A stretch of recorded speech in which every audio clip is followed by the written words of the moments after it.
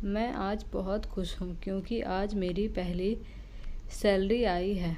अपने छोटे से शहर से मैं यहाँ अपनी पढ़ाई पूरी करने आया था। पापा तो चाहते थे कि मैं अपनी पढ़ाई पर ही ध्यान दूँ, लेकिन मैंने घर की हालत देखी है। पढ़ाई के साथ मैंने नौकरी भी की, घर का लोन भी है और पढ़ाई पूरी करने के बाद भी तो यही करना है। पार्ट टाइम एक जॉब ज्वाइन कर लिया जिसमें मुझे 12,000 रुपये मिल रहे थे। पहले महीने की सैलरी लिए रक्षाबंधन मनाने में अपने घर के लिए रवाना हुआ। घर जाने में मुझे 6 घंटे लगते हैं। ट्रेन का सफ़र रहता है। सैलरी के पैसे मैंने अपने पर्स में रखे थे। त्यौहार का समय है, ट्रेन में जगह मिलना मुश्किल की बात है, लेकिन इन सब बातों को अब मैं मुसीबत नहीं मान रहा था, बल्कि इन सब के बावजूद मेरा मन खुश था। जेब में पैसे जो थे, पैसा पास में हो तो खुशी होती ही है, इस बात का मुझे आज एहसास हो गया था।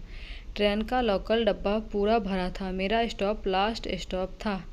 कई स्टेशन पर रुकती ट्रेन मज़े से चल रही थी। प्लेटफॉर्म पर उतरकर मैं भी मज़े लेते हुए, कुछ खाते पीते हुए अपनी यात्रा कर रहा था। थोड़ी देर बाद ट्रेन में कुछ जगह हुई और एक सीट मुझे बैठने को मिल गई। खिड़की के पास की सीट थी तो बाहर की ठंडी गर्म हवा में मेरी आँख कब लग गई मुझे पता भी नहीं चला। करीब 2 घंटे बाद शोर के कारण मेरी आँख खुल गई। अभी मैंने समय देखा तो मेरा स्टेशन करीब 1 घंटे दूर और होगा। प्यास लगी। मैंने पानी की बोतल लेने के लिए अपने पैंट की पीछे वाली जेब में हाथ डालकर पर्स निकालना चाहा। मेरी तो जैसे जान ही निकल गई। मेरा पर्स मेरी पॉकेट में नहीं था। मैं एकदम से खड़ा हो गया और नीचे ऊपर अपनी सारी पॉकेट को चेक करने लगा। सीट के नीचे, बैग में, हर जगह देखा, लेकिन मेरा पर्स कहीं नहीं था। आस पड़ोस में खड़े और बैठे सबको भी पता चल गया था कि मेरा पर्स खो गया। मैंने सबसे पूछा भी, लेकिन सभी का जवाब ना था। सोने के पहले जिस प्लेटफॉर्म पर भी ट्रेन रुकी थी, लगभग हर प्लेटफॉर्म पर मैं ट्रेन के नीचे उतरा था कुछ ना कुछ लेने। वहाँ किसी ने मेरा पर्स चोरी कर लिया। कोई ट्रेन में भीड़ का फ़ायदा उठाकर पर्स चोरी करके ले गया। मुझे कोई अंदाज़ा नहीं। कुछ घंटे पहले मैं खुश था, अब वो सारी खुशी मेरी चली गई।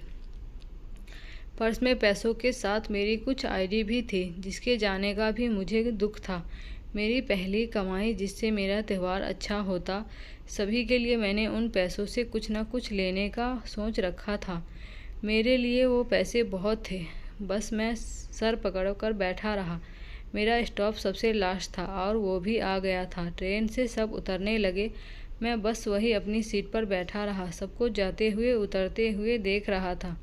मैं इतना लापरवाह कैसे हो सकता हूँ, यह मैं सोच रहा था। आखिर मैंने अपने पर्स का ध्यान क्यों नहीं रखा? यही सब सोचकर मैं अपने आप को बार बार कोस रहा था। ट्रेन खाली होने के थोड़ी देर बाद फिर आखिरकार मैंने खुद को संभाला। मैं अपनी सीट से उठकर जाने लगा। आंखें मेरी अब भी यहाँ वहाँ मेरे पर्स को ही खोज रही थी। सोच रहा था कि क्या पता यहीं कहीं पड़ा होगा मेरा पर्स, इसलिए मैं सब सीट के नीचे एक बार फिर देखते हुए जा रहा था। मेरी नज़र एक पॉलीथीन पर पड़ी जो सीट के नीचे थी। उसको उठाकर मैंने खोलकर देखा। उसमें एक हैंडबैग निकला, वजन से थोड़ा भारी था। खोलकर मैंने जल्दी से देखा। मेरी आंखें चमक उठी। उसमें कैश था। मैंने फटाफट वो बैग को वापस बंद किया और उस बैग को मैंने अपने बड़े बैग में डाल दिया। मैंने उसे ठीक से देखा भी नहीं कि कितने पैसे उसमें हैं। मैंने सिर्फ यही सोचा कि जल्दी से यहाँ से निकलूँ। क्या पता किसका बैग छूट गया, कहीं वो वापस ना आ जाए। मैंने मन में ही यही सोचा कि शायद यह मेरे लिए ही छूटा है। भगवान चाहता है कि यह मुझे मिले। इसमें इतना पैसा है कि मेरी और मेरे घरवालों की कुछ समस्या तो हल हो ही सकती है। अब मेरी खुशी का कोई ठिकाना नहीं रहा। मैं अब पहले से भी ज़्यादा खुश था।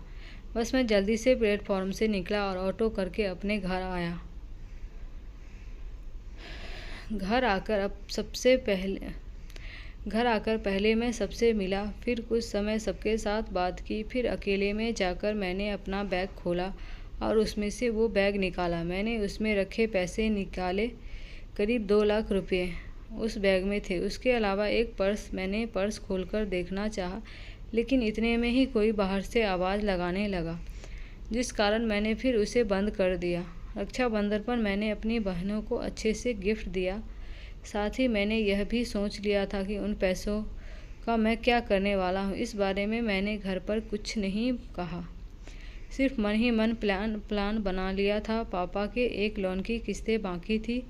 मैंने उसमें से उन्हें बिना बताए 30,000 रुपये किस्त भर दी। बाकी के पैसों को भी मैं ऐसे ही इस्तेमाल करने वाला था। बस मैं 3 दिन की छुट्टी पर आया था, वापस जॉब और पढ़ाई के लिए। लौटने का समय हो गया था।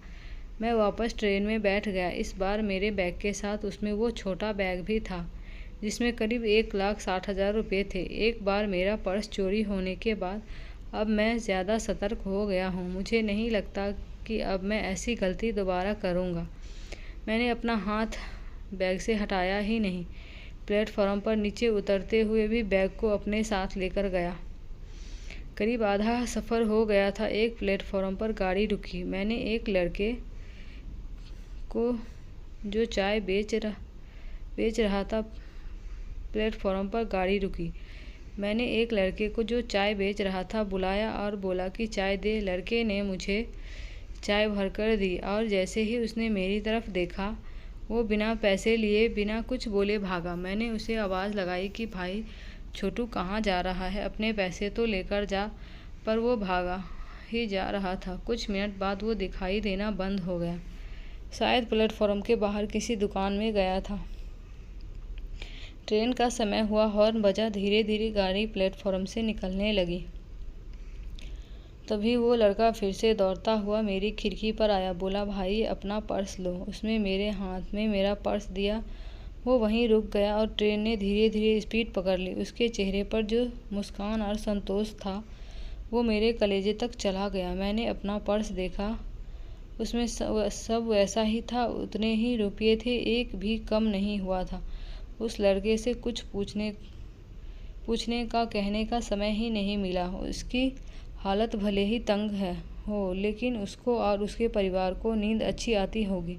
अब मैं यह सोच रहा था कि भगवान अब मुझे क्या दिखाना और सिखाना चाहता है। मैंने एक बैग लिया और उसके पैसे अपने समझे, जबकि एक लड़का मुझसे काफ़ी छोटा मुझे ज़िंदगी की बड़ी सीख दे गया। मुझे यह सीखा गया कि मैं बेईमान हूँ।